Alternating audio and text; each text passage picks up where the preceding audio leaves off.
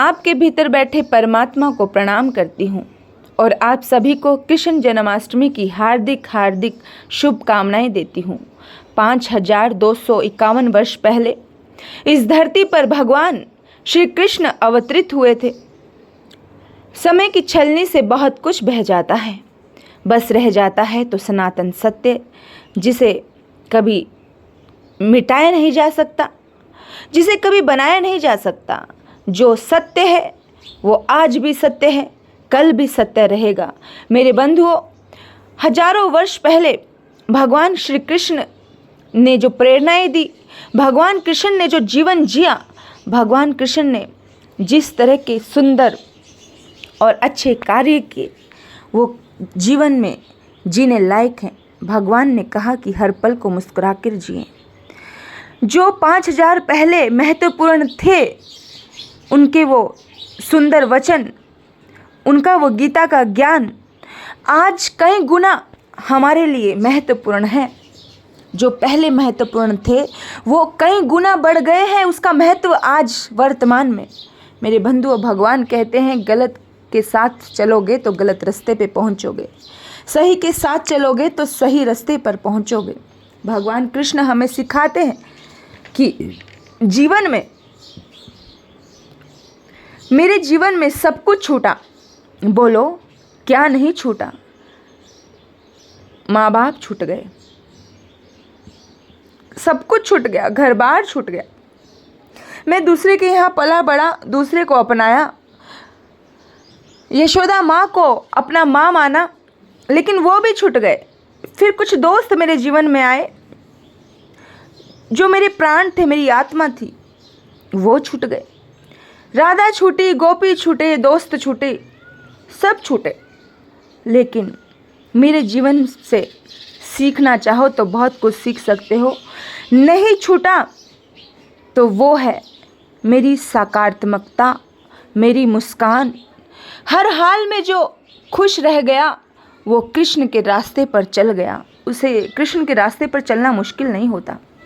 मेरे बंधु, भगवान के जीवन में हजारों पल ऐसे हैं जिन पलों में वो शिकायत कर सकते थे, जिन पलों में कड़वाहट से भर सकते थे, लेकिन भगवान श्री कृष्ण ने अपने अतीत से कभी कोई शिकायत नहीं की। ये हमें उनसे सीखना है। कृष्ण ने कभी भी अपने अतीत पर आरोप नहीं लगाया। मेरे बंधुओं, बहुत बड़ी बात है। कृष्ण के उसी महाभारत के काल में, उसी समय में कर्ण भी थे। कर्ण जीवन भर अपने आप के साथ होने वाली चीज़ों को कोसते रहे।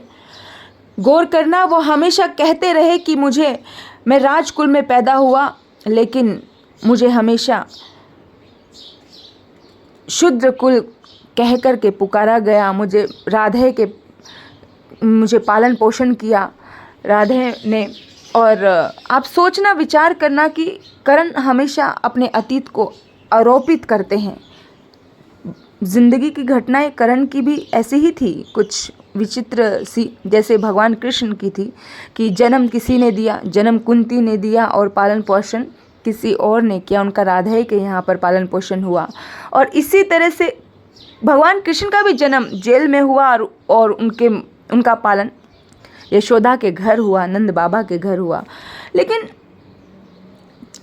वो कभी भी शिकायत नहीं करते, कृष्ण कभी शिकायत नहीं करते, और उनका जीवन हमेशा अतीत की कड़वाहटों से भरा रहा। कर्ण का जीवन, इसका मतलब है कि जो व्यक्ति अतीत की कड़वाहटों से भरा रहेगा, अपने अतीत को आरोप देता रहेगा, शिकायतें ही करता रहेगा, वो जीवन में कभी भी आगे बढ़ नहीं सकता।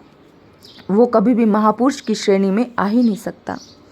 भगवान कहते हैं हमेशा बहती हुई नदी के जैसे बनो और सबको बांटते चले जाओ। भगवान ने बांटा, हर पल बांटा, हर क्षण बांटा। हर कदम पर स्त्री का सम्मान किया और स्त्री को बचाने के लिए खुद को दांव पे भी लगाना पड़ा तो भगवान वहाँ चुके नहीं। भगवान कहते हैं पुरुष होने की पहली शर्त है स्त्री का सम्मान। नरकासुर नाम का राक्षस 16,000 नारियों को बंदी बना लेता है, उन पे अत्याचार करता है, लेकिन जैसे ही भगवान श्री कृष्ण को पता चला, उन 16,000 रानियों को, स्त्रियों को, कन्याओं को, राजकुमारियों को उन्होंने बंधन से मुक्त करवाया, नरकासुर राक्षस से युद्ध करके। कहा कि जाओ जाओ, अब तुम अपने घर जाओ, आज़ाद हो। लेकिन घर वाले पवित्रता पर प्रश्न उठाते दिखे। वो फिर कृष्ण के पास आ गई, बोला हम कहाँ जाएं, हम कहाँ जाएं प्रभु। कृष्ण बेबस की पुकार अनसुनी कभी नहीं करते। कृष्ण ने कहा कि तुम्हें कोई नहीं अपनाता तो मैं तुम्हें अपनाऊंगा। मेरे बंधुओं, कृष्ण को पता था, कृष्ण जानते थे कि ये भारतीय संस्कृति, ये लोग मेरी आलोचना करेंगे। आने वाला समय आधी अधूरी कहानी, जानकारी के आधार पर उन्हें हमेशा आलोचना का पात्र बनाता रहेगा। लेकिन वो जो आलोचना से डर जाए, जो आलोचना से पीछे हट जाए, वो कोई और होगा, वो कोई साधारण होता है। कृष्ण नहीं, कृष्ण तो पूर्ण महापुरुष। रास रचाए उन्होंने जिंदगी को उत्सव बनाना सिखाया। उन्होंने नृत्य दिया ताकि जीवन जिंदा हो सके, ताकि जिंदगी खुशपूर्वक जी जा सके। मेरे बंधुओं, कृष्ण तो बाल ब्रह्मचारी थे। उन्होंने दाम्पत्य जीवन केवल अष्टभार्यों से जिया था, और उसमें भी वो निरासक्त योगीश्वर थे। उन्होंने 16,100 रानियों की तरफ तो कभी नज़र उठा करके भी नहीं देखी। उन्हें सम्मानपूर्वक उनकी वरमाला अपने गले में डलवाई और उन्होंने कहा कि तुम्हें कोई भी दुखी नहीं कर सकता, तुम्हें कोई भी परेशान नहीं कर सकता।